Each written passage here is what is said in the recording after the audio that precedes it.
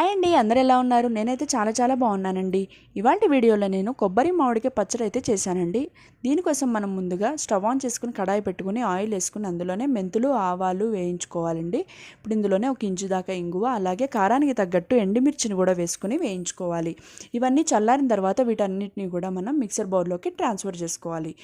దీంతోపాటు మనం ముందుగా కట్ చేసి పెట్టుకున్న పచ్చి కొబ్బరి ముక్కలను కూడా వేసేసుకోవాలండి. అలాగే ఒక హాఫ్ స్పూన్ దాకా పసుపు, టేస్ట్కి తగ్గట్టు సాల్ట్ కూడా వేసుకుని మెత్తగా మిక్సీ పట్టేసుకోవాలి. ఇప్పుడు ఇందులోనే మనం ముందుగా కట్ చేసి పెట్టుకున్న మామిడికాయ ముక్కలను కూడా వేసేసుకుంటున్నానండి. చింతపండు అయితే అవసరం లేదు, మామిడికాయ ముక్కలు ఎలాగో మనకు పుల్లగా ఉంటాయి కాబట్టి దాని అవసరం లేదండి. ఇప్పుడు పోపు కోసం ముందుగా ఆయిల్ వేసుకుని అందులో శనగపప్పు, మినపప్పు, ఆవాలు, కరివేపాకు వేసుకుని పచ్చడిలో కలిపేసుకోవడమే.